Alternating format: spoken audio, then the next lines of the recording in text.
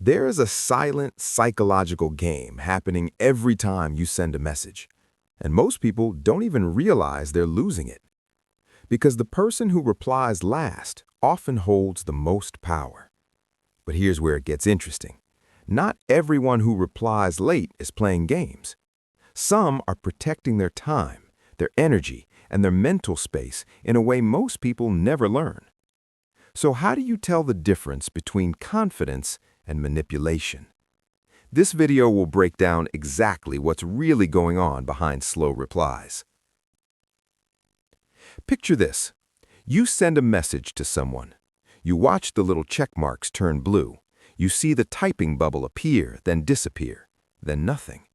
You refresh the screen as if that changes anything. Your mind starts filling in the silence with stories. Stories about what they think of you, whether you said the wrong thing, whether you matter to them at all. That feeling right there, that quiet, restless, almost embarrassed spiral, is not a personal failing. It is a deeply human response. It is what happens when we hand a piece of our attention over to someone else and they hand nothing back. And society has taught us to call this anxiety, to manage it, to breathe through it. But almost nobody asks the more honest question. What does it actually mean when someone doesn't reply fast? Because we have inherited a very specific story about slow replies. The story goes something like this. People who respond quickly are engaged, caring, and present. People who respond slowly are dismissive, disinterested, or playing power games. We have built an entire emotional vocabulary around response time, as if a 3-minute gap carries the same weight as a diagnosis. That story is not entirely wrong, but it is dangerously incomplete. Benjamin Bloom, one of the most quietly revolutionary thinkers in the history of learning, spent his life studying why some people master things and others don't.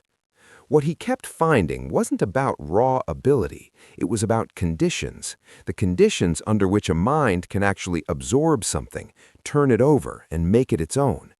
One of those conditions is time, uninterrupted, unconditional, unhurried time. Howard Gardner took a different angle. He spent decades arguing that intelligence is not a single narrow lane. It expresses itself in ways our culture consistently fails to recognize, in social awareness, in bodily understanding, in how someone moves through silence and solitude. Together, what these two thinkers suggest is that the people we tend to underestimate are often the ones whose kind of thinking doesn't fit inside the box we're measuring. Now bring that into your phone screen. The person who takes hours to reply might not be indifferent. They might be someone whose mind works best when it isn't fragmented. Someone who, when they finally do respond, gives you something whole, not a reflex, but a considered thought. That is a different kind of attention. It is quieter, slower, and almost invisible to a culture obsessed with immediacy. There is a concept in cognitive psychology called attention residue. When you switch rapidly between tasks, including checking messages, a part of your attention lingers behind on what you just left. You are never fully in the new thing. You are always partially somewhere else. It is like trying to read a book while someone taps your shoulder every 40 seconds. People who understand this about themselves, consciously or not, often protect their focus by going quiet, not because they don't care, because they care too much about what they're currently doing to fracture it. Carl Jung wrote about the introvert not as a withdrawn person, but as someone who is energized by depth rather than frequency. And in a world that has reframed constant availability as a virtue, the person who holds their attention carefully can look rude, they can look cold, they can look like they're playing games. Sometimes they are playing games. We'll get to that. But the instinct to collapse all slow replies into one meaning, that is where we lose the thread. Here's what manipulation actually looks like. It is deliberate, it is aware, it is calculated to produce a specific emotional outcome in you, usually anxiety, urgency, or the feeling that you need to prove your worth. The person who withholds replies as a form of control tends to do it selectively. They reply instantly to some people and vanish with others. The pattern follows their interests, not their nature. And when you look closely, you will notice something. It doesn't actually feel like peace around them. It feels like unpredictability, like you're always slightly off balance, like the warmth comes and goes based on factors you can't quite track. That instability is not an accident.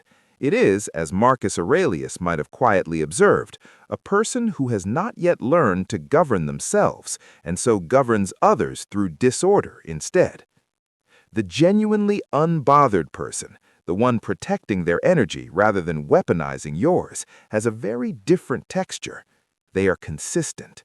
When they do show up, they are fully there. The silence doesn't feel hostile, it feels complete.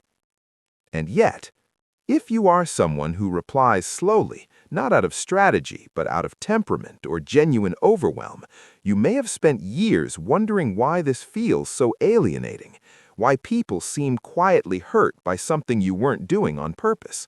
This is worth sitting with, honestly. There is a difference between needing time to process and quietly avoiding the emotional labor of connection. Both can look identical from the outside. Only you know which one is happening. And sometimes the most important question isn't what the other person thinks of your response time. It is what you are asking yourself to carry alone by staying perpetually unreachable. Confucius observed in his way that the person who does not think ahead will find troubles close at hand. Reflection is not the same as withdrawal. Real introspection is not isolating, it is clarifying. And when it is done honestly, it eventually moves toward connection, not away from it. So here is the truth this all leads to. Response time is not a moral category. It is a data point, a single thread in a much larger pattern of how someone relates to you, to themselves, and to the world.